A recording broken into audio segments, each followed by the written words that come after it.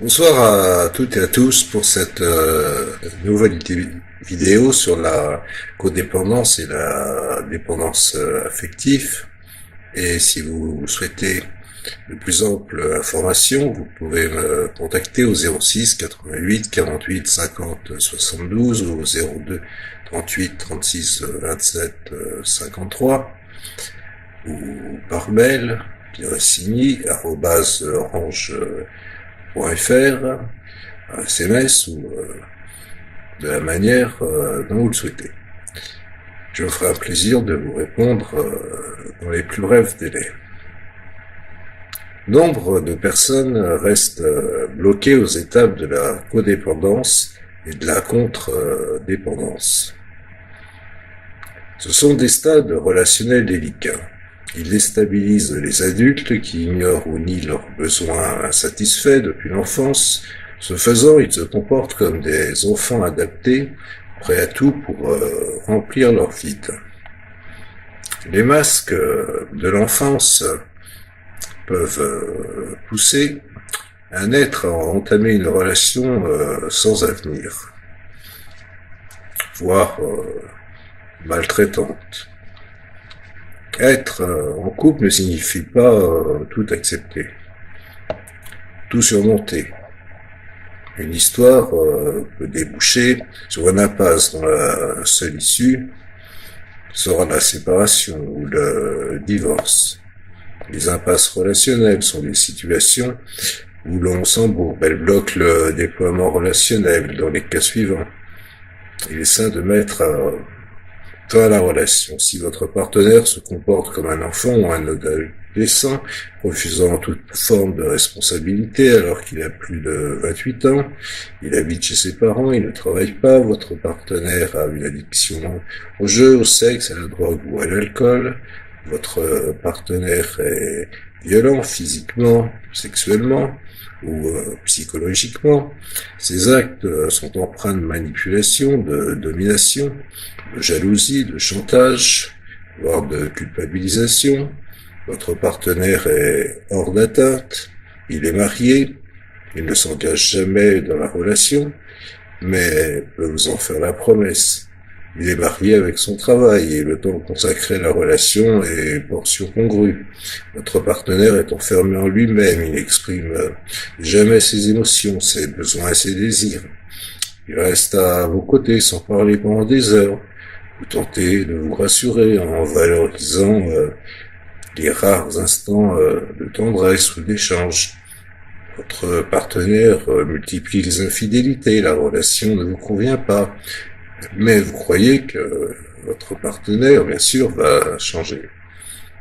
Alors, si votre situation correspond à l'un ou plusieurs de ces cas, la séparation est probablement la meilleure solution. Il est temps de vous remettre en question et peut-être d'envisager un travail thérapeutique pour dépasser vos dysfonctionnements.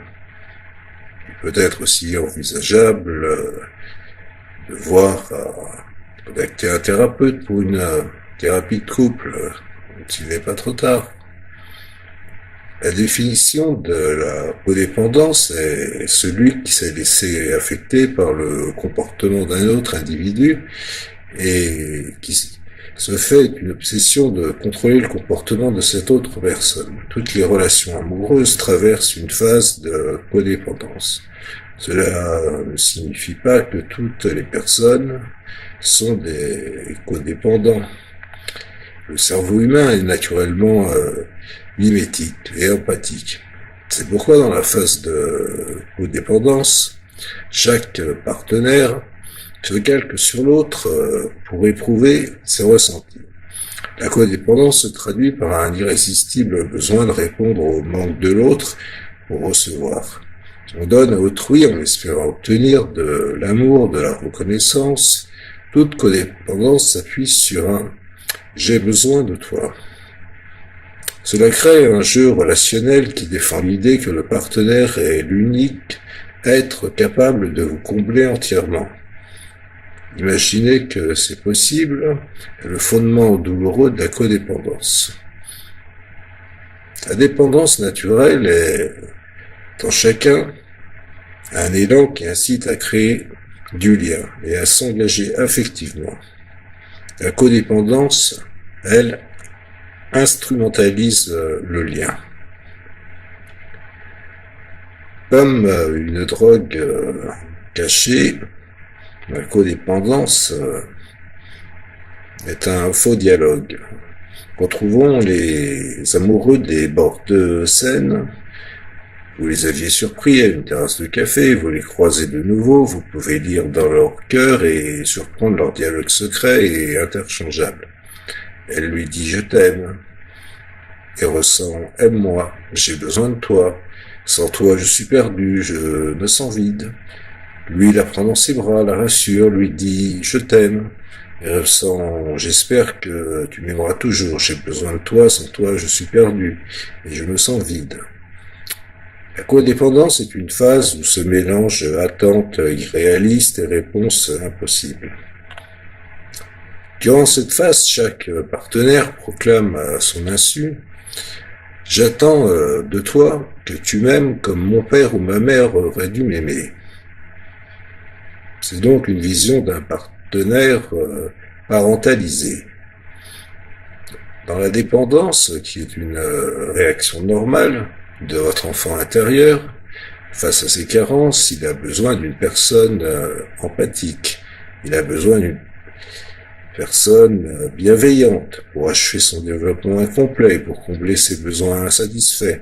Cependant, vous ne pouvez pas l'entendre tant que domine en vous un enfant adapté qui croit reconnaître un bon parent chez votre partenaire.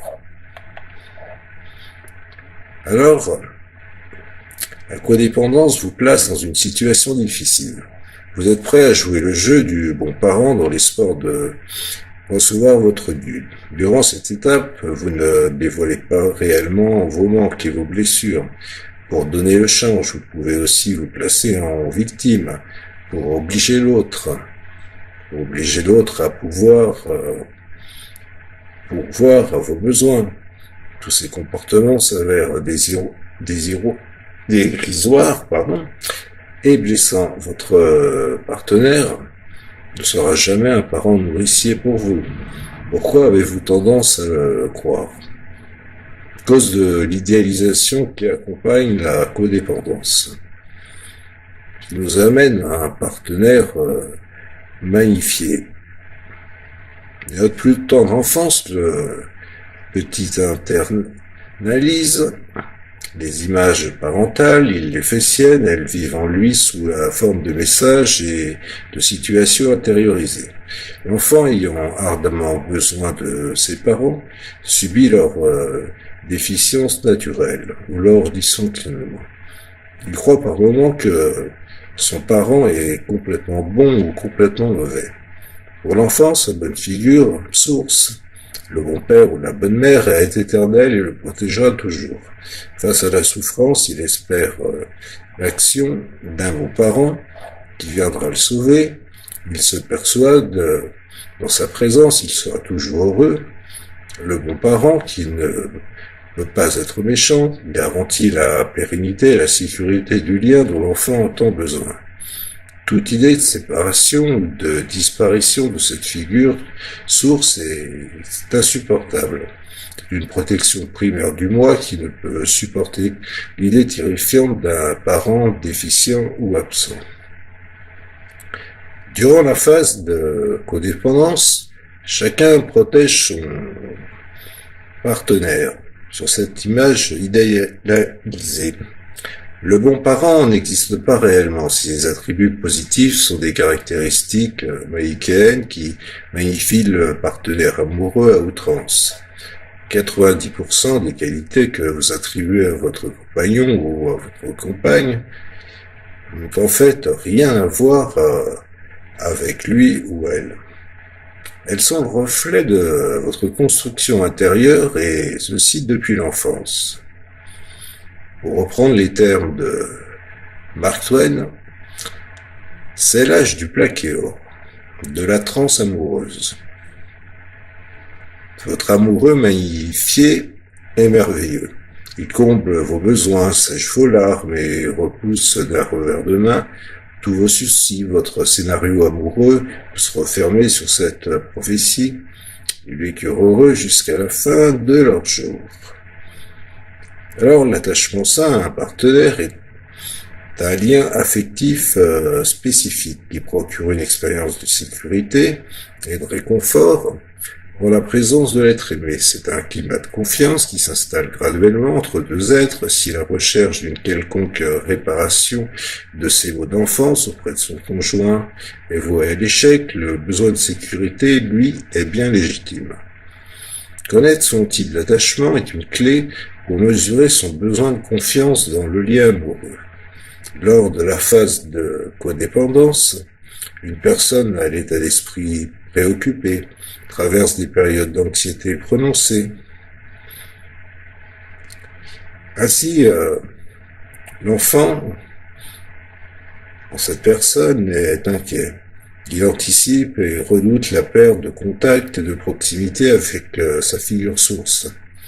La première pratique sur la résonance positive est essentielle pour un couple à ce stade de son évolution.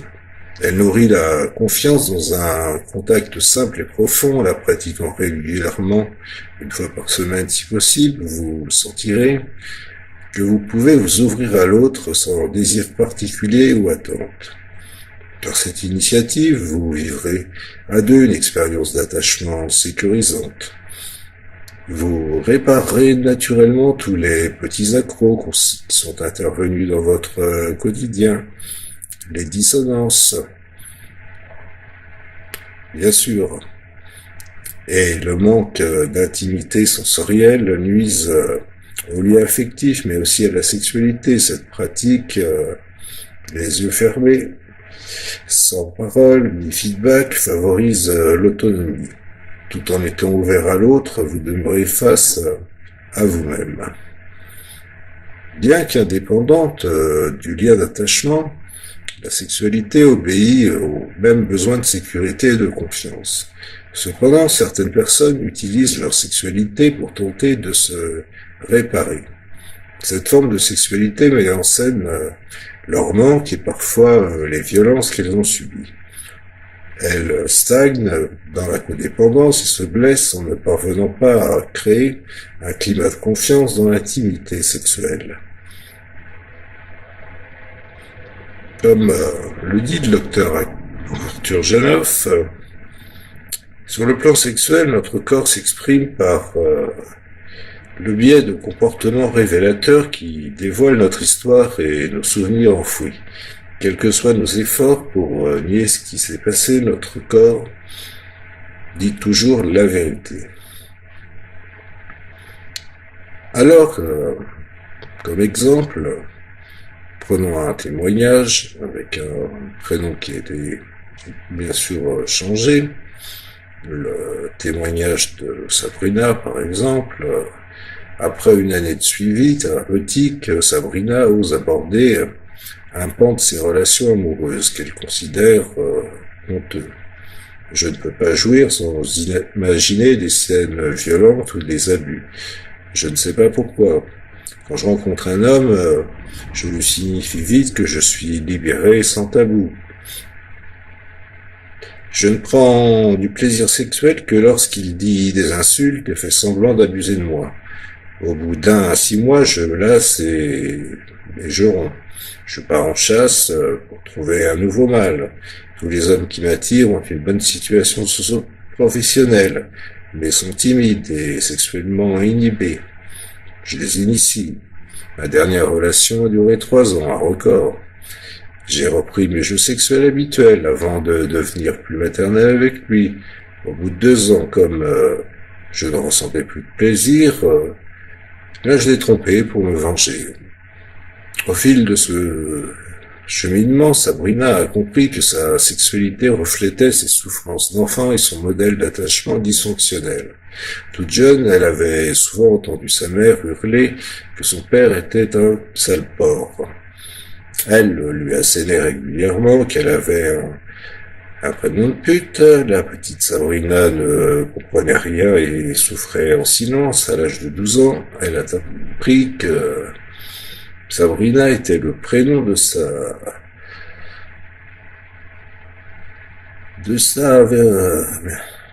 et ça c'est assez compliqué, au fait de la maîtresse de son père. À sa naissance, il avait incité pour la prénommer ainsi. Son père était violent verbalement et physiquement, pétri de honte. La jeune Sabrina s'est identifiée à tous ces messages dégradants sur les hommes et sur les femmes. En choisissant des hommes timorés, elle espérait trouver quelqu'un qui la sauverait du climat douloureux de son enfance en la stoppant dans ses jeux sexuels. Mais cela n'arrivait jamais. Son désarroi et son incompréhension l'avaient encouragé à entreprendre une psychothérapie. Et aujourd'hui, Sabrina se porte enfin beaucoup mieux. Une sexualité éhontée dissimule une profonde dégradation de soi et s'accompagne d'une recherche compulsive de fusion aux dépens des besoins fondamentaux de sécurité et de confiance. Elle devient source de souffrance. Une sexualité saine, elle, est un acte d'autonomie où chacun des partenaires n'est au service exclusif de l'autre. C'est un espace où chacun s'accorde sa confiance à l'autre, non pas pour se murer dans la compulsion, mais pour se dévoiler, partager et jouer ensemble. La sexualité participe activement à la relation amoureuse en offrant un terrain d'ouverture, de découverte et d'échange nourrissant. Limiter la sexualité au seul terrain du plaisir et de la fusion s'avère à la longue répétitif, prévisible et ennuyeux. Enrichir sa sexualité est donc vital pour le couple. C'est un facteur de longévité et de stabilité du couple, à condition d'explorer la première facette du stress post-romantique qui maintient la confusion entre amour et désir. Donc, pour reprendre les imagos de vos parents et celui de votre partenaire, identifié lors de la pratique, repérez les biens.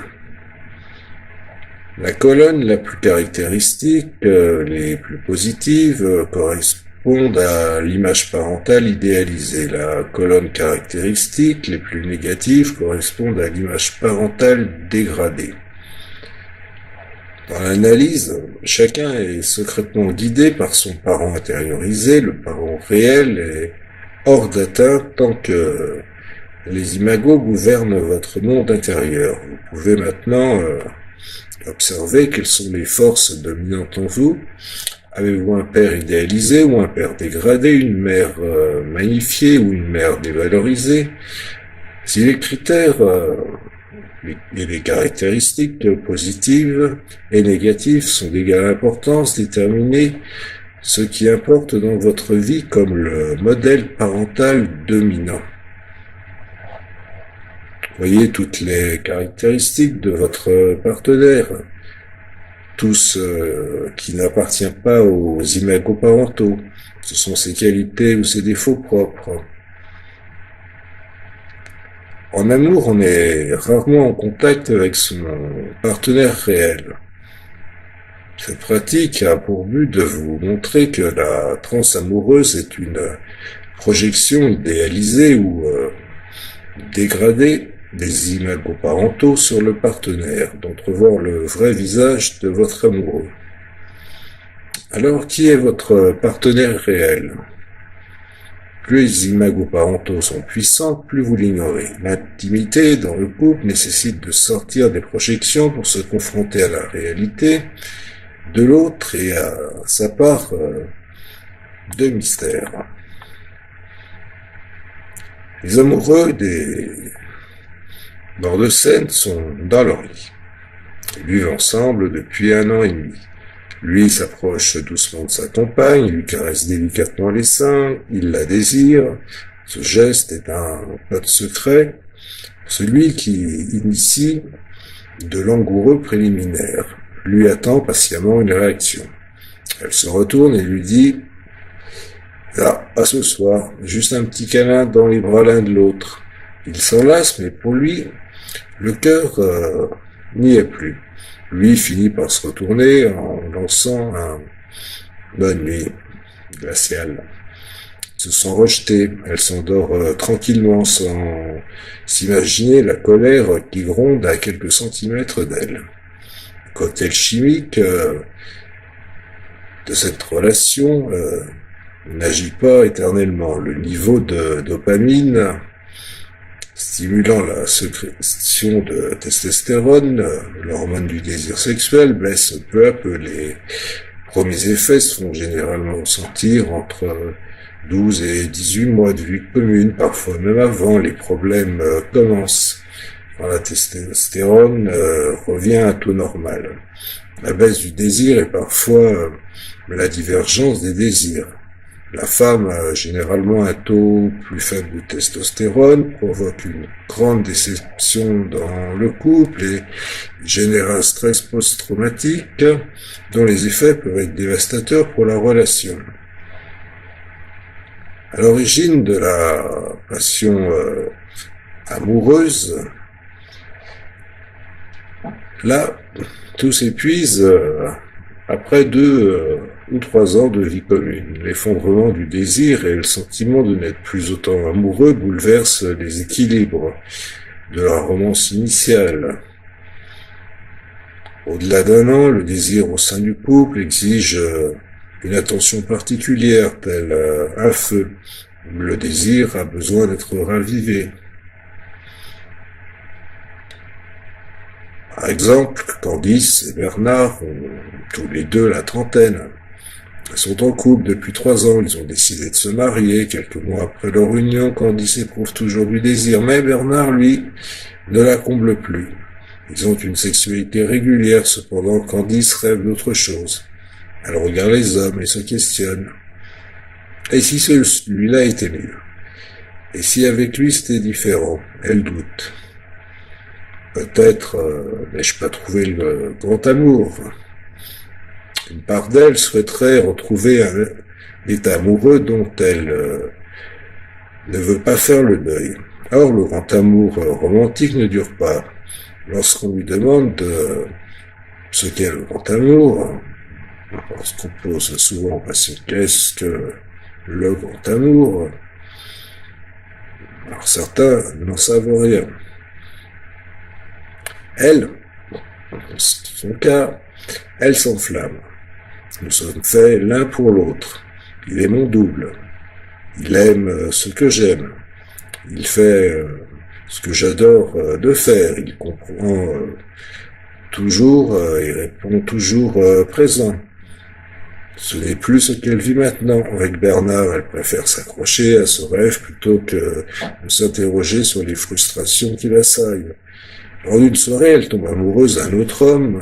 Le soir même, elle fait l'amour avec lui. Quelques jours plus tard, elle rapporte son expérience à son mari, persuadée qu'il acceptera son infidélité, et elle attend de lui une totale compréhension. Aujourd'hui, leur couple bat de l'aile. Ils tentent de recoller les morceaux, mais il y a peu d'espoir qu'ils y parviennent. Candice refuse de remettre en question ses perceptions déformées. Malgré la bonne volonté et la patience de son mari, elle ne peut pas éclairer les causes et les conséquences de ses actes. Elle est prisonnière du stress post-traumatique. Alors, associer l'amour uniquement au désir est dangereux pour la pérennité de la relation. Devant la chute du désir dans le couple, le premier mythe romantique, le désir est une preuve d'amour, et quand il s'effrite, la baisse de celui-ci entraîne une crise stressante et nécessite des transformations importantes. Les premières manifestations concernent le désir. Personne désorientée voudra revivre des émotions et des sensations intenses. C'est ce qu'on appelle la première facette du stress post-romantique. Elle cherchera une satisfaction immédiate de ses désirs et ne supportera pas la frustration, l'infidélité ou les relations amoureuses courtes de quelques mois à 2 ans maximum. Et ce sont les premières manifestations. Chez les jeunes couples, un grand nombre de séparations s'explique par l'effondrement du désir. Les unions précoces, comme par exemple avant 22 ans, et les unions libres sont plus fragiles. Le mariage peut protéger davantage de la rupture amoureuse, bien que ça ne soit pas encore certain. La difficulté face à la frustration de ses propres désirs sexuels ou de ses attentes sur l'autre nourrit la tentation d'aller voir ailleurs. On sous-estime les conséquences des ruptures qui écorchent l'âme. Donc, il existe des études, celle de l'INSEE par exemple, qui montrent que plus l'âge est élevé, plus la probabilité de se remettre rapidement en couple après une rupture est faible. Et cela de façon plus marquée pour les femmes. La rupture amoureuse n'est pas à prendre à la légère. Elle amoindrit les capacités relationnelles. On peut finir par ne plus croire en l'amour et, par peur de souffrir, adopter des comportements d'évitement. On se retranche, on reste à distance d'une nouvelle relation amoureuse, on se refuse à partager son intimité pour ne pas voir son cœur piétiner sans ménagement. Les ruptures ont un impact négatif sur les phénomènes de désamour. Moins on croit en l'amour, moins on a de chance de le rencontrer à nouveau. Dans le cas de Lynn et de Jérémy, le sauvetage d'une relation qu'on peut appeler à l'agonie, avec un effondrement du désir, qui n'impacte pas seulement sur les jeunes couples. Aline et Jérémy sont mariés depuis une vingtaine d'années. Ils ont 4 enfants et vivent en province dans une confortable demeure. Jérémy a une excellente situation professionnelle. Aline a longtemps été une femme au foyer dynamique avant de s'engager récemment dans une formation qui enthousiasme.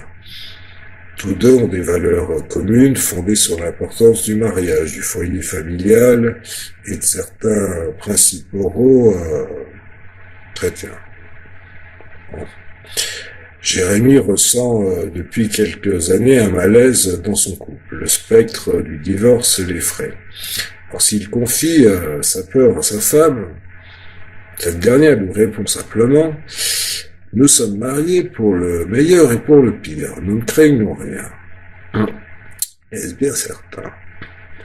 Jérémy acquiesce et la plupart du temps se sent rassuré en pensant que sa compagne n'a nullement l'intention de le quitter. Alors qu'un événement particulier va bousculer ses croyances. Lors d'une soirée où il se rend seul, il s'autorise à s'amuser. D'habitude sérieux et peu démonstratif, il s'étonne lui-même en dansant toute la nuit avec différentes femmes qui le complimentent. Ce soir-là, il éprouve une sensation oubliée. Le plaisir d'être désiré. Ces femmes évoquent en toute amitié et sans équivoque sa sensibilité, sa virilité. Jérémy a alors le sentiment de se retrouver. Il se sent homme, et cela crée un déclic puissant. Il prend conscience que sa peur de perdre son épouse est un prétexte pour ne pas affirmer ce qu'il ressent vraiment. Il réalise que son couple est mourant. Aline et lui ne partagent plus que les contingences matérielles du quotidien, ils n'ont plus de sexualité, ni de moments privilégiés, ce qui lui paraît naturel et acceptable après une longue vie commune, ne l'est plus. Il s'enfermait tranquillement dans un compagnonnage qui étouffait complètement sa vitalité. Alors, décidé à réagir au plus vite, il confie avec appréhension sa réflexion avec Aline. Celle-ci lui répond, tu sais maintenant, je n'en suis plus du tout à ce stade, j'ai dépassé la sexualité, je n'en ai plus besoin. Jérémy, lui, est estomaqué. Aline a pris l'habitude de ce divorce secret. Elle ne se rend pas compte qu'elle recherche des stimulations extérieures pour se sentir en vie. Sa nouvelle formation, l'idée d'une carrière professionnelle, l'occupe pleinement. Jérémy reprend confiance en lui, il décide d'agir, il propose à Aline de la masser, de participer chaque semaine en cours à des cours de tango argentin, et de faire régulièrement de longues balades en forêt, main dans la main.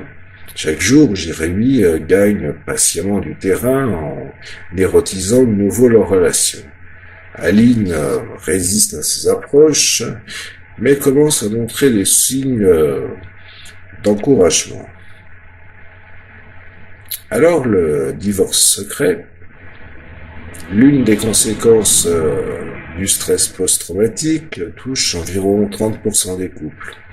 Le mariage est préservé pour des raisons financières, morales ou pour le bien des enfants. Cette voie est sans issue, dévitalise la relation. L'effondrement du désir ne signifie pas obligatoirement la mort du couple. Ce n'est pas une fatalité. Les partenaires peuvent éveiller le désir de l'entretenir en de nombreuses occasions. L'érotisation de la relation sur laquelle il est question est au cœur de cette démarche. Renoncer au désir, à la sensualité, à la sexualité est un signe de défaillance relationnelle. Le désir sexuel est une nécessité vitale pour le couple. L'atmosphère amoureuse et désirante au sein du couple est bien plus importante que la quantité de rapports sexuels. Si le désir n'est pas l'amour, il est et en est un ingrédient fondateur. Alors, vous pouvez explorer votre désir, si vous le souhaitez, bien sûr. Chacun est à la fois désirant et désirable. Être désirant, c'est voir et émettre du désir. Être désirable, c'est ce que l'individu définit en lui comme attrayant. Chaque personne espère être reconnue dans son désirable pour se sentir désiré. Cette pratique de couple a pour but d'offrir une nouvelle dimension au désir. Durant la phase du début de la relation, le désir est à son apogée. Il s'ajuste facilement entre les partenaires. Le stress post-romantique vient alors troubler cette harmonie. Il vous appartient donc d'explorer vos désirs respectifs pour vous reconnecter. Comme par exemple, vous êtes face à face, assis, très proche. Prenez 3 grandes respirations en inspirant et expirant profondément, puis chacun à votre tour, confiez 3 fois de suite à votre partenaire votre ressenti, en utilisant la phrase « j'ai du désir quand ». Les phrases doivent être courtes, précises, sans justification ou explication. Comme exemple, j'ai du désir quand je te regarde avec un air coquin, j'ai du désir quand je t'appelle mon loup, j'ai du désir quand je te dis que tu es ma nymphe. Celui qui accueille répond simplement merci à chaque fois, puis témoigne à son tour. Donc,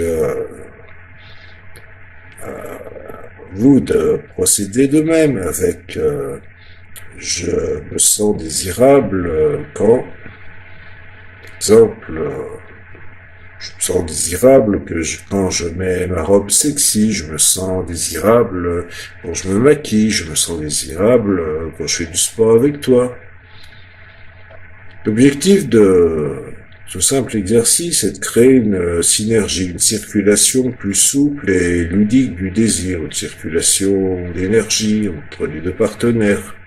Il permet de se redécouvrir et d'ouvrir de nouvelles pistes pour se rapprocher.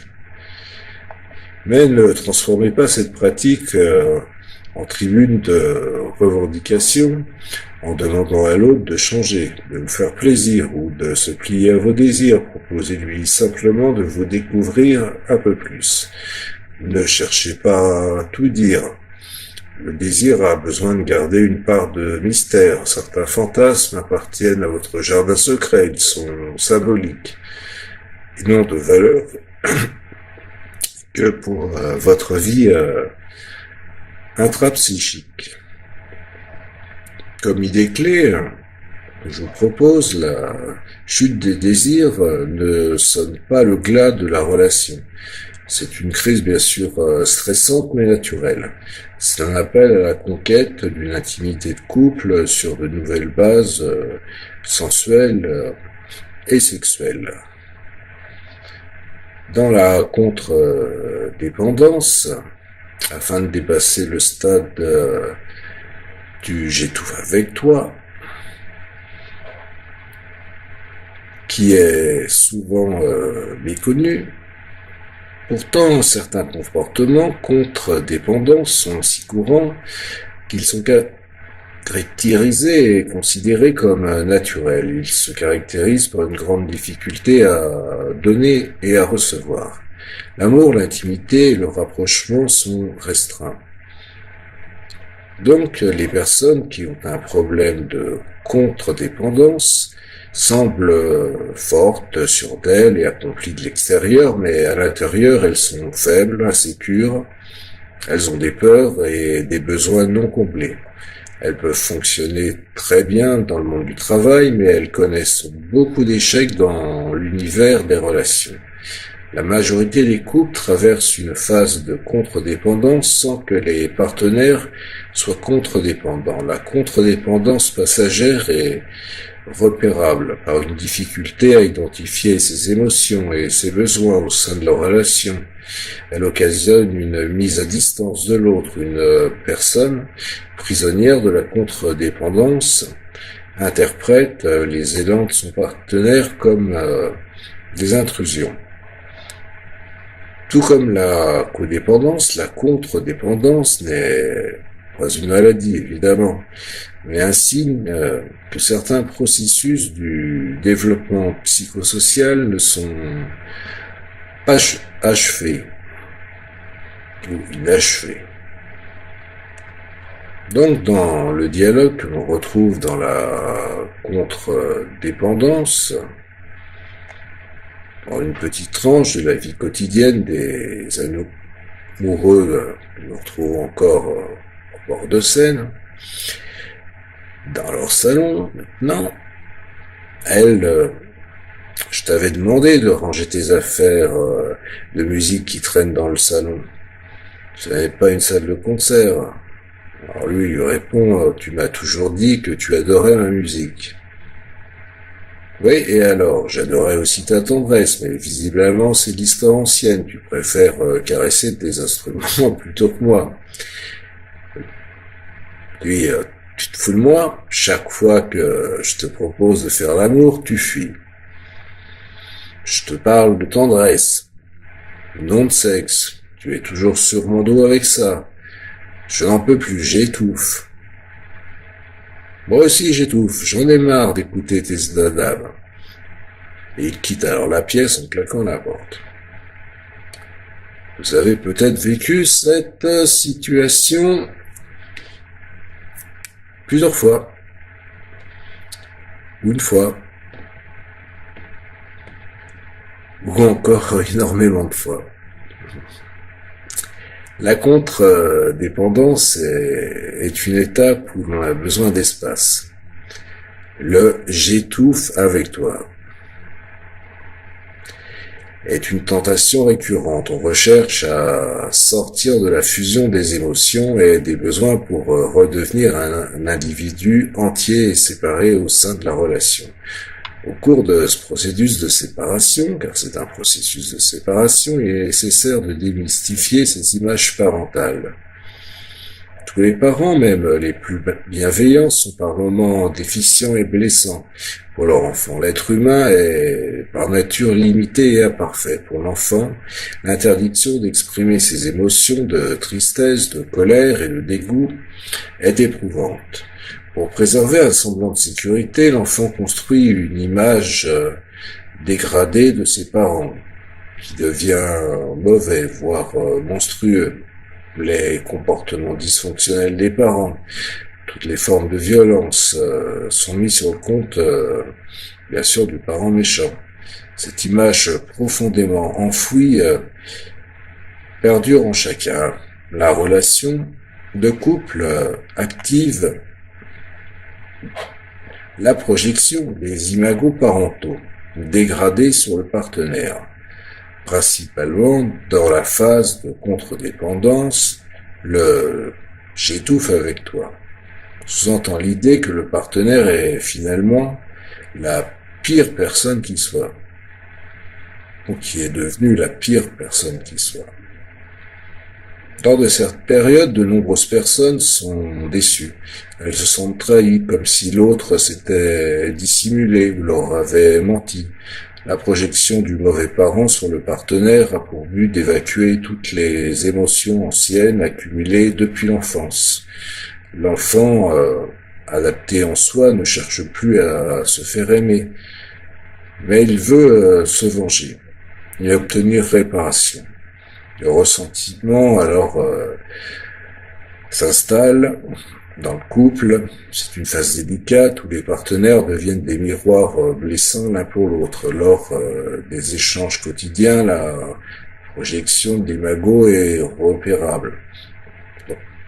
Par exemple, dans la phrase type tu es bien comme ma mère ou comme mon père. C'est l'image sombre de la transe amoureuse. Votre amoureux dégradé vous semble odieux, égoïste, exigeant, manipulateur, menteur, absent, et bien d'autres. Comme papa ou comme maman. Tiens donc. Il ne vous comprend pas, vous blesse, et rejette vos demandes.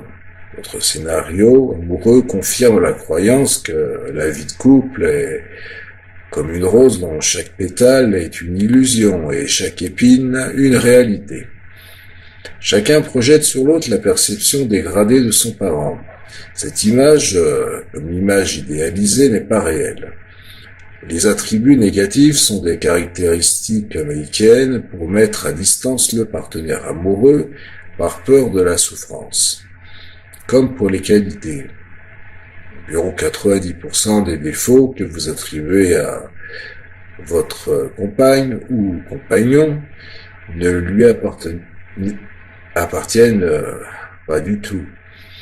Elles se rapportent à la construction imaginaire de votre enfance.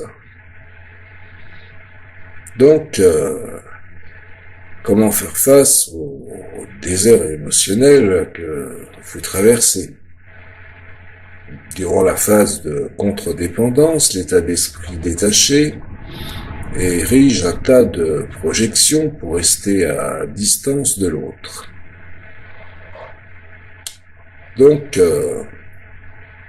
il prétend ne pas avoir besoin de l'autre et reste très concentré sur ses activités propres.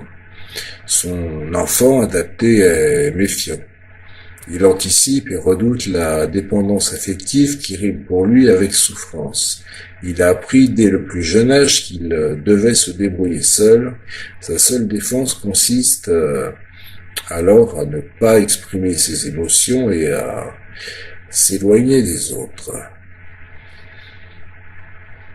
Si nous prenons une étude de cas, celle d'Eric, Eric qui traverse la cinquantaine, ce fameux âge, crise de la cinquantaine, ou âge mûr, mature, Eric n'a eu que 2 relations amoureuses sérieuses.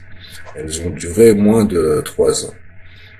Il a eu un fils à chaque fois lorsqu'il consulte dans le cabinet de ce cher Eric, qui ne s'appelle pas Eric en réalité. Il se sent mal. Je ne me sens pas vraiment vivant. Pourtant, j'ai une belle vie de fils adorable, un travail qui me plaît, où je suis apprécié, mais rien n'y fait. Je suis enfermé dans un cocon et j'ignore réellement quels sont mes besoins. Chez une personne à l'état d'esprit détaché, les manifestations de joie, de tristesse ou de colère sont filtrées. Par contre, elle ressent régulièrement dans son corps de forts affects, comme la terreur ou la répulsion. À ce malaise corporel s'ajoute une douloureuse sensation d'isolement, d'abandon, de désespoir, de solitude, de sentiment de vide. En explorant avec Eric son histoire, il relève que tout petit, il a été laissé par ses parents à ses grands-parents plusieurs mois. Quand ses parents sont revenus le chercher, il ne les a pas reconnus. Durant toute son enfance, il a vécu selon ses dires avec une mère imbécile, sans émotion, une morte vivante et un père monstrueux, irresponsable et violent. Sa vision est très dégradée et il a de ses deux parents une vision qui ne l'aide pas vraiment à avancer dans la vie. Elle l'attache davantage à un modèle douloureux, il a toujours le sentiment de vivre dans un monde dangereux où la seule solution est la méfiance. Alors, à l'instar d'Eric, les personnes bloquées dans la contre-dépendance traversent un désert émotionnel qui les handicape dans leurs relations affectives. Pour ces personnes, se lier à l'autre est un risque quasiment insupportable. L'autre est considéré comme un ennemi. Dans les premières interactions vécues avec vos parents, eh bien, elles continuent de vous influencer. Les imagos parentaux idéalisés ou dégradés fonctionnent comme des suggestions hypnotiques qui vous plongent en transe. Ils contaminent votre vie amoureuse en générant des projections qui vous éloignent du partenaire réel. Se réparer des imagos revient à démystifier ses parents en leur redonnant leur humanité. Il ne s'agit pas de nier leur déficience et leur comportement inadapté, mais de les voir à la fois dans leur qualité comme dans leur faiblesse. Renoncer à l'attachement aux imagos parentaux est un véritable travail de deuil. C'est un apprentissage de la juste distance avec son passé. Apprendre avec son passé. Le parent idéalisé qui ne vous sauvera pas et le parent dégradé ne reconnaîtra pas ses torts à votre égard. Cette démarche permet de valider les vraies émotions de l'enfant intérieur exilé, de les exprimer et afin de pouvoir les transcender. Vivre une relation de couple apaisante et épanouissante suppose donc d'accepter ses émotions, de reconnaître ses besoins et de les exprimer. Une pratique sur la résonance positive peut être efficace pour créer cet espace d'intimité. En la pratiquant régulièrement, une fois par semaine si possible, vous vous entraînerez à partager simplement vos ressentis. Votre enfant intérieur exilé est un petit être qui a appris très jeune à taire et à étouffer ses émotions. Il a besoin d'un lieu pour être entendu, dans sa vulnérabilité, sa vérité. Le couple peut lui offrir cet espace en laissant tomber les défenses qui vous ont à la fois protégé et enfermé par le passé. Vous transformez votre relation. Le partenaire n'est plus un miroir qui blesse, mais un miroir qui guérit, lorsque chacun soutient l'autre dans la découverte de ses ressentis et de ses besoins. Alors, séparez-vous de vos imagos parentaux. Vous pouvez, comme exercice, prendre une photo de vous enfant. Choisissez une photo que vous n'aimez pas ou qui vous dérange et où vous êtes seul. Si vous construisez un cache pour dissimuler les autres personnes, il y a donc uniquement votre visage, votre corps sur cette photo. Alors vous écrirez avec votre main nom directrice, la main gauche pour un droitier, la main droite pour un gaucher. Exprimez votre besoin d'une maman et d'un papa. Regardez votre photo d'enfant et imaginez qu'il est là devant vous. C'est lui qui va s'exprimer par votre main directrice. Enfant, j'avais besoin d'une maman quand je ou pour me. Vous pouvez écrire, bien sûr, plusieurs réponses. Enfant, j'avais besoin d'un papa quand je ou pour me. Pareil, vous pouvez écrire plusieurs réponses.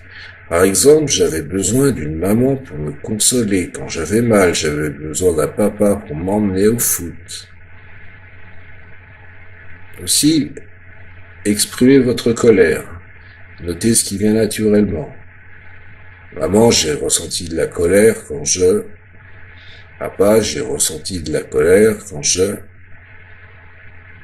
Pour exemple, maman, j'ai ressenti de la colère quand j'étais puni injustement par papa, que tu ne disais rien. Papa, j'ai ressenti de la colère quand tu me criais dessus. Exprimez aussi votre tristesse. Maman, j'ai ressenti de la tristesse parce que... Mettez-y plusieurs réponses, si vous pouvez. Papa, j'ai ressenti de la tristesse parce que... Comme exemple, maman, j'ai ressenti de la tristesse parce que je n'avais pas de câlin. Papa, j'ai ressenti de la tristesse parce que je n'avais pas d'encouragement. C'est là le moment de rassurer votre enfant intérieur. Prenez maintenant votre photo et placez-la contre votre cœur. Respirez profondément en prononçant à plusieurs reprises « Je suis là et j'entends ce que tu ressens et ce dont tu as besoin ». Alors au début de cette pratique, qui peut vous sembler difficile, ne vous inquiétez pas. Vous commencez à vous recontacter, à vous reconnecter avec vos émotions d'autrefois. Et c'est une étape indispensable. Se séparer des imagos parentaux implique de prendre le parti de l'enfant en soi. En de nombreuses occasions, vos parents, qui sont bien sûr des êtres humains, mais illimités et imparfaits, comme nous le sommes tous, vous ont blessé.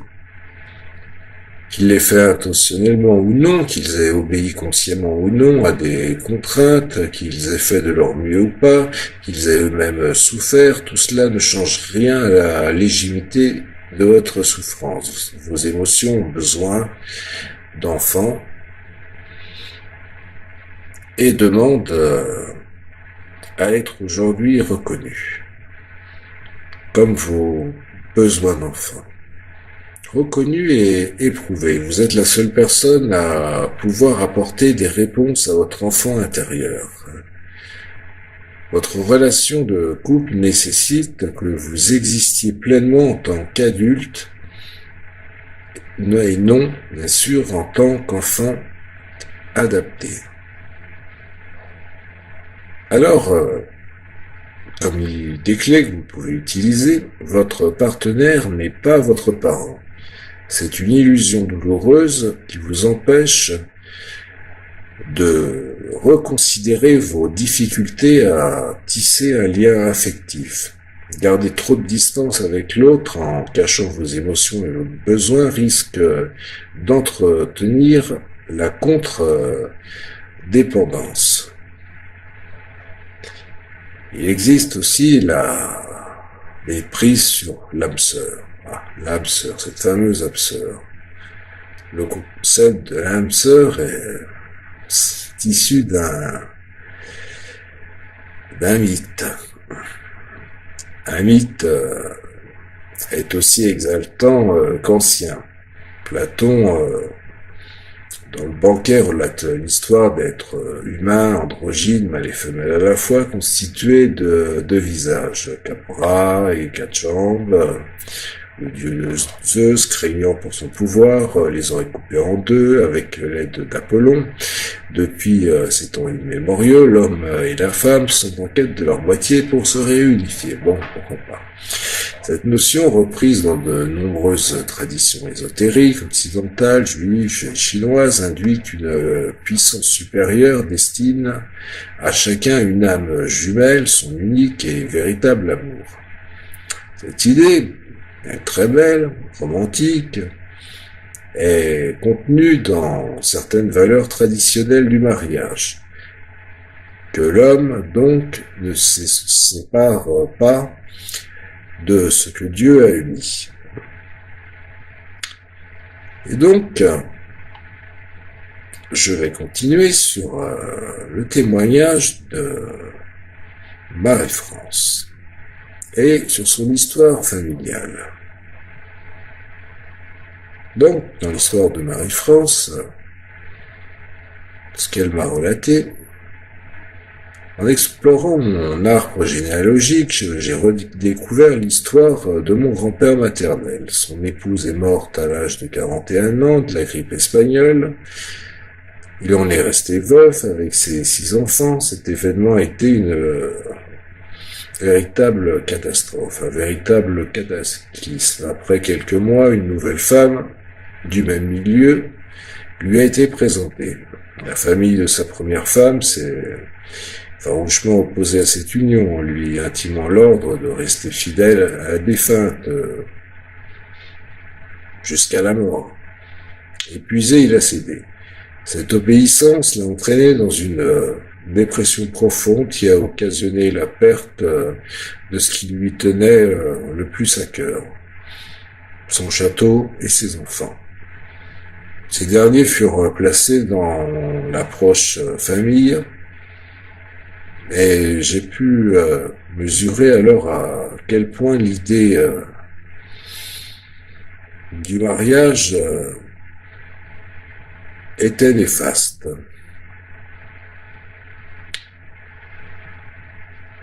Ça, ce fut une rencontre très intéressante avec Marie-France, mais qui fut quand même assez éprouvante. Alors passons à Gérard. Pourquoi pas. Gérard et Claire. Alors ça, c'est le côté face sombre de l'âme sœur. Le pouvoir de l'amour et sa capacité à braver l'impossible en réunissant deux êtres est une vision romantique qui entre l'inconscient amoureux. On cherche l'âme sœur, l'être avec qui partager alors 100% de sa vie affective, sexuelle et sociale. On espère devenir plus fort, plus entier et plus heureux grâce à l'être aimé. De nombreuses personnes se méprennent en attendant l'âme sœur. On peut l'attendre longtemps. Elle ne voit pas la face cachée de cette quête, loin d'être uniquement positive. Cette image archétypale qui appartient à l'inconscient collectif, issue de Jung, nourrit la recherche d'une similarité utopique dans le couple. Donc, dans la rencontre avec Gérard et Claire, pas Gérard Claire. Oui, tout à fait.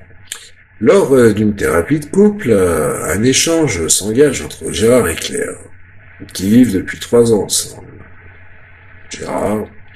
Claire est mon âme sœur, et c'est pourquoi je désire qu'elle vienne travailler avec moi dans l'agence matrimoniale que j'ai créée. Tiens, en plus, une agence matrimoniale. Bon, on commence à se demander qui est. Pas un truc qui fait le chapeau, là. Ça, c'est moi.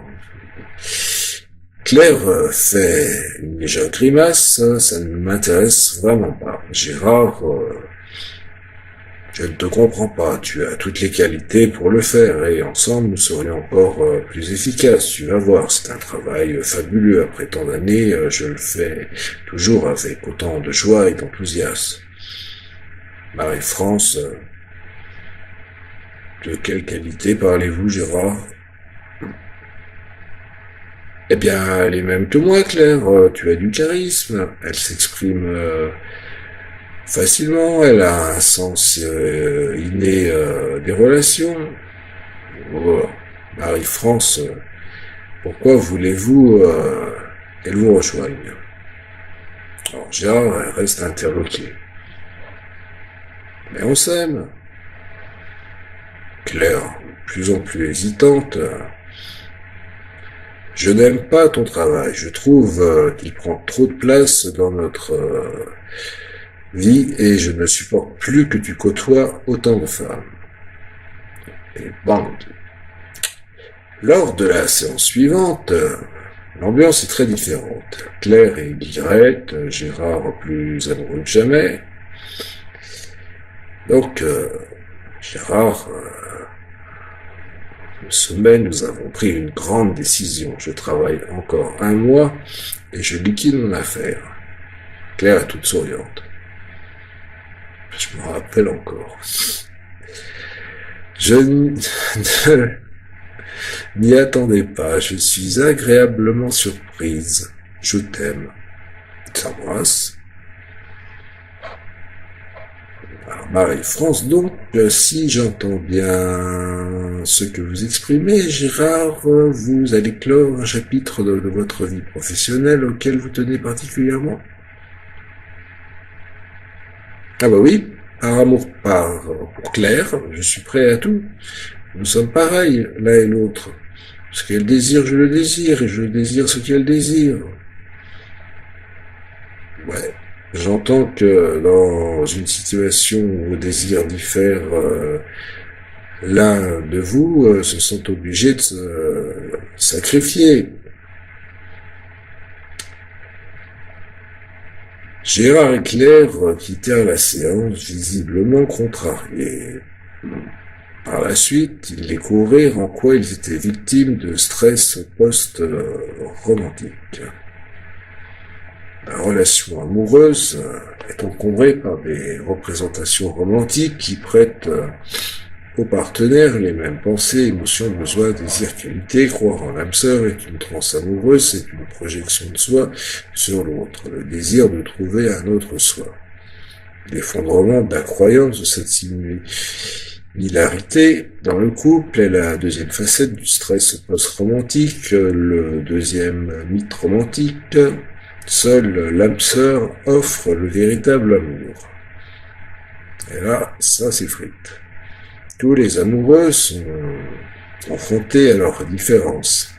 À l'inverse des reçus, préconçus, les différences entre les hommes et les femmes ne sont pas la cause des difficultés relationnelles. Les hommes et les femmes, c'est un peu un cliché, mais viennent bien de la même planète Terre. Bon, sauf preuve du contraire. Le plus grand nombre s'accorde à penser que le critère déterminant d'un mariage épanoui est la qualité de l'amitié entre les conjoints. La transe amoureuse, avec son cortège de mythes romantiques et de projections parentales, accuse les dissemblances, l'altérité qui est pourtant l'origine de l'attirance entre les deux êtres. Les êtres humains se ressemblent et s'assemblent au travers des sensations, émotions, désirs et besoins qui constituent un socle commun à tous. Ce qui les différencie le plus est ce qu'ils ont de plus en commun. Ça peut paraître paradoxal, mais c'est comme ceci. Par exemple, ils ont le même besoin de tendresse, mais ils ne vivent pas la même expérience intérieure. Le besoin est identique, mais le vécu distinct. Chaque vécu intériorisé se vit de manière spécifique, ce qui est déstabilisant pour l'autre.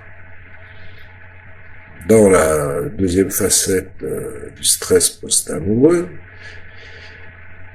qui génère de l'anxiété, de faire face à un éternel inconnu, un partenaire qui ressent les mêmes émotions, les mêmes besoins, sans en tirer les mêmes expériences.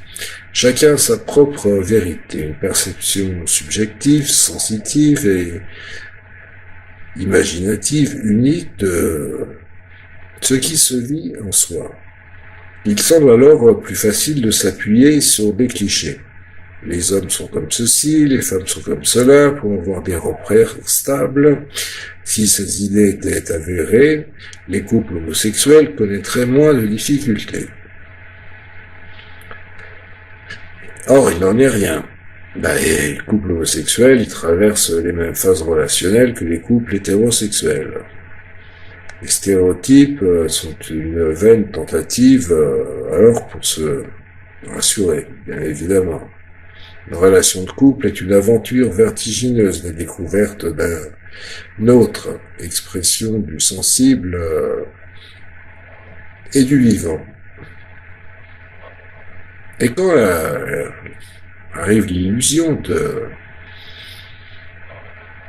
cette pseudo-similitude, arrive à s'effacer, la valse des contraintes surgit. Un couple se confie. Après les premiers temps de notre idylle, nous avions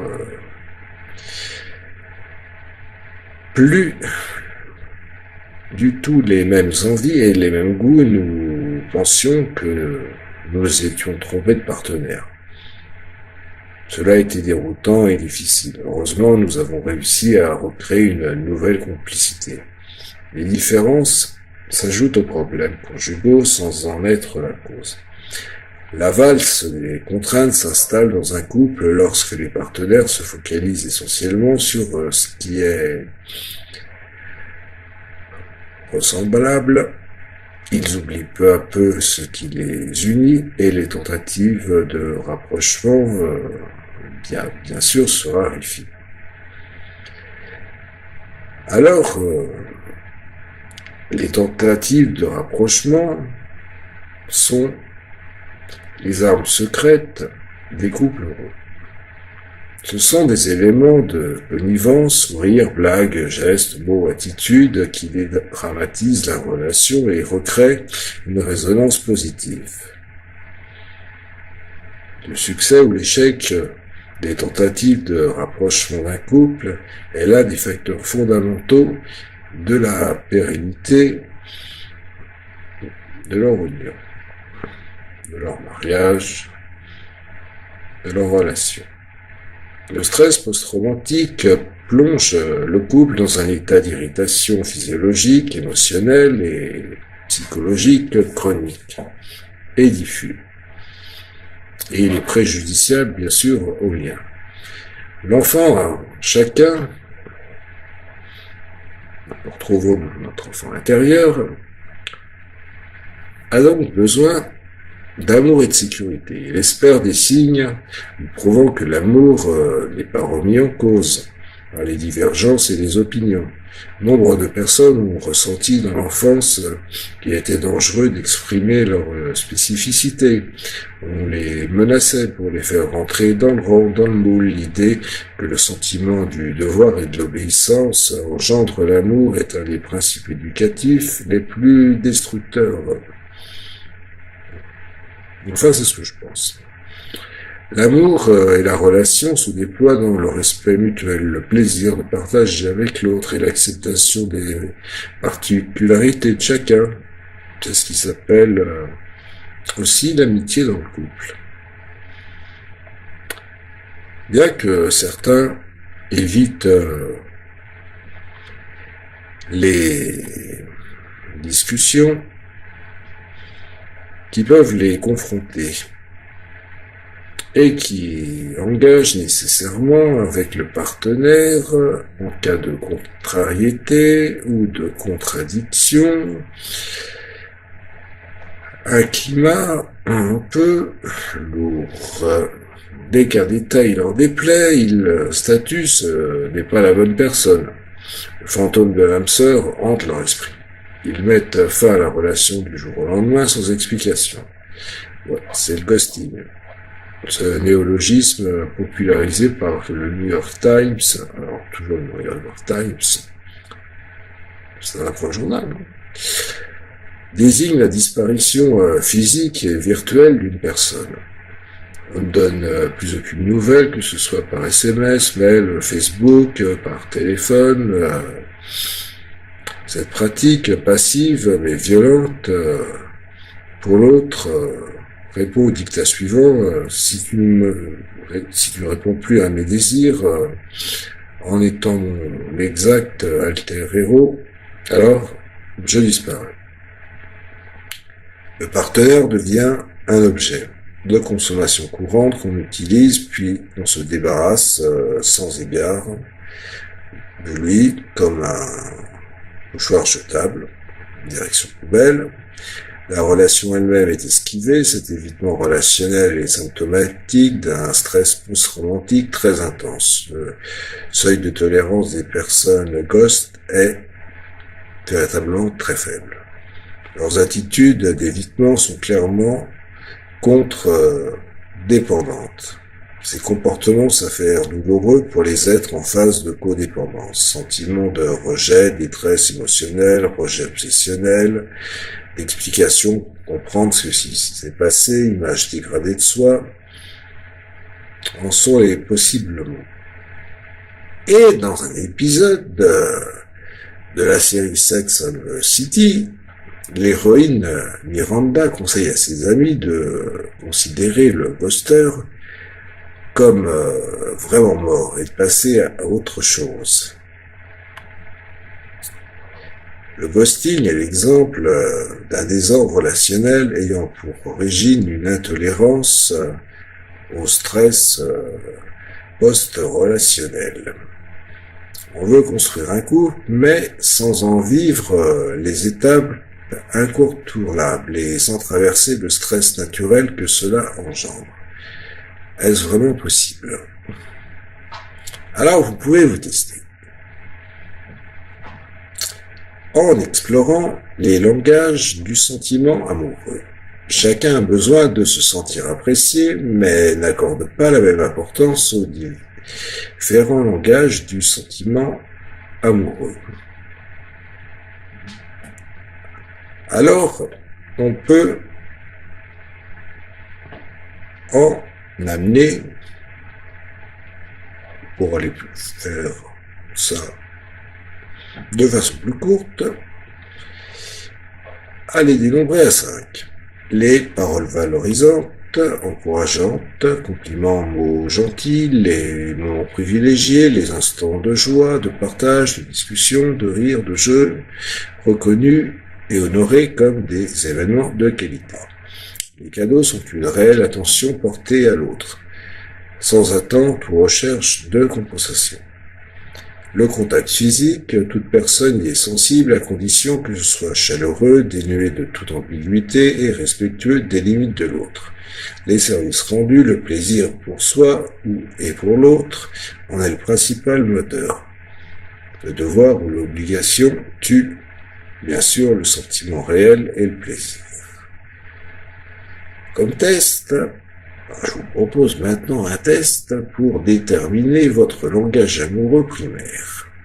Il suffit de choisir à chaque question une de réponses parmi les propositions suivantes. Alors vous sélectionnez celles qui sont essentielles pour vous dans une relation de couple. Alors, premièrement, le plus nourrissant pour moi, c'est quand il ou elle m'aide dans une tâche lorsque je suis fatigué, je reçois un message doux par texto ou par mail sans raison spéciale, mon amoureux, amoureuse me fait un petit cadeau qui symbolise notre amour, mon partenaire m'enlace tendrement, nous passons du temps à échanger sur la vie. Deuxièmement, le plus nourrissant pour moi, c'est quand il, elle me dit « je t'aime ». elle, me rallie pour faire quelque chose quand je suis épuisé. On se caresse tendrement, nous partageons ensemble un loisir que nous aimons. Elle m'offre un cadeau à chacun de mes anniversaires. Troisièmement, le plus nourrissant pour vous, pour moi, c'est quand elle me prend par la taille en public, mon amoureux se fait quelque chose pour me dépanner, nous partageons des moments quotidiens, cuisine, courses, etc. Elle me fait des cadeaux surprises à des moments inattendus. Ma partenaire me dit tu es beau, tu es belle. Quatrièmement, le plus nourrissant pour moi, c'est quand elle prend du temps pour m'écouter et comprendre ce que je ressens. Mon amoureuse fait quelque chose d'inattendu pour moi. Ma partenaire me dit je suis si fier de toi. On s'embrasse régulièrement. Elle est attentif à ce que j'aime et elle m'offre spontanément. Et elle me l'offre spontanément. Cinquièmement, le plus nourrissant pour moi, c'est quand on se tient par la main. Nous partageons certaines tâches de la vie quotidienne. Ma partenaire me dit elle aime mes qualités. Elle ne passe pas son temps sur son smartphone en ma présence. Mon amoureuse m'offre des cadeaux qui me font réellement plaisir. Sixièmement, le plus nourrissant pour moi, c'est quand ma partenaire me soutient dans ce que j'entreprends. Elle m'offre quelque chose qui montre qu'il ou elle pense vraiment à moi. Mon amoureuse réduit mon stress en m'aidant. Il ou elle me fait rire et aime rire avec moi. Je reçois ou je donne un massage à ma partenaire. Septièmement, le plus nourrissant pour moi, c'est quand ma partenaire me complimente à chacun de mes succès, à chacune de mes réussites. Nous faisons beaucoup l'amour en prenant beaucoup de plaisir. Mon amoureux ou mon amoureuse me rapporte des petits cadeaux imprévus. Nous passons du temps ensemble sans rien faire de précis. Il ou elle travaille avec moi sur ce projet que je dois achever. Huitièmement, le plus nourrissant pour moi, c'est quand mon amoureuse ou mon amoureuse me rapporte un petit cadeau lorsqu'il est en voyage sans moi. Nous faisons des câlins tendres sans connotation sexuelle. Il ou elle prend des initiatives et fait des choses qui me surprennent. Nous nous promenons tous les deux, main dans la main. Ma partenaire me complimente sur mon apparence. Deuxièmement, le plus nourrissant pour moi, c'est quand ma partenaire ne m'interrompt pas quand je parle. J'ai régulièrement un contact physique avec ma partenaire. Il ou elle me demande si j'ai besoin d'aide. En ma présence, mon amoureux ou amoureuse parle positivement de moi, devant les autres. Il ou elle me surprend avec un petit signe d'amour. Dixièmement, le plus nourrissant pour moi, c'est quand ma partenaire me dit ce qu'il ou elle apprécie chez moi. Je suis assise à ses côtés, je peux compter sur elle en cas de difficulté. Il ou elle me sourit régulièrement avec amour. Il ou elle me demande ce que j'aimerais faire avec lui ou elle. Pour le résultat, vous pouvez faire le total des points. Si vous vous rappelez des questions. Et le score le plus élevé est de 10 points. Alors, vous pouvez utiliser, par exemple, les symboles correspondant au domaine suivant. Une étoile égale les paroles valorisantes. Un cercle, le contact physique. Un losange, les services rendus. Un carré, les cadeaux. Un plus, les moments privilégiés. Le langage qui a le score le plus élevé est votre langage primaire. Si le total des points est le même pour les deux langages, ces deux expressions de l'amour sont d'égale importance pour vous. Si vous êtes en couple, faites ce test à deux et regardez donc cette vidéo à deux et échangez vos impressions. Environ un quart des couples ne partagent pas le même langage primaire. Ce dialogue est l'occasion de prendre en compte vos différences pour mieux harmoniser votre relation. Comme idée clé, à la suite de ce test, l'effondrement de la similarité dans le couple est douloureux si l'on persiste à croire en l'âme sœur. Ce qui diffère de vous, loin de vous léser, vous enrichit. C'est le secret de l'attraction entre deux êtres. La découverte de l'autre est un voyage en terre souvent inconnue. Je vous remercie extrêmement d'avoir eu le courage, la patience de ne vous être non assoupi pendant le parcours que vous avez suivi en regardant cette vidéo, et je me ferai un grand plaisir de vous en proposer d'autres.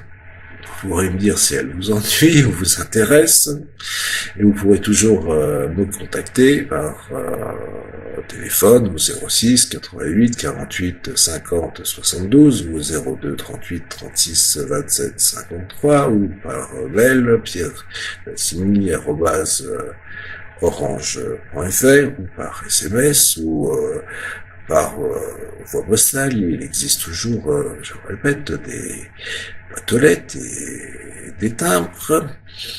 Vous trouverez mon adresse facilement. Et cette vidéo, il l'a dit, il va le dire, parce que 1h21, ça commence à faire dur. Cette vidéo aura donc une suite. La suite, ce sera l'indépendance. L'indépendance, c'est intégrer le stade du « je suis autonome et libre ». C'est connaître son territoire d'indépendance et sa construction de l'être. Sur ce, je vous souhaite une bonne soirée ou une bonne nuit, que vous soyez seul ou en couple, et prenez bien soin de vous. À bientôt et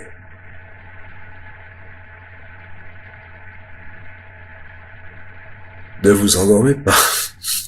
Pas tout de suite. Allez, portez-vous bien.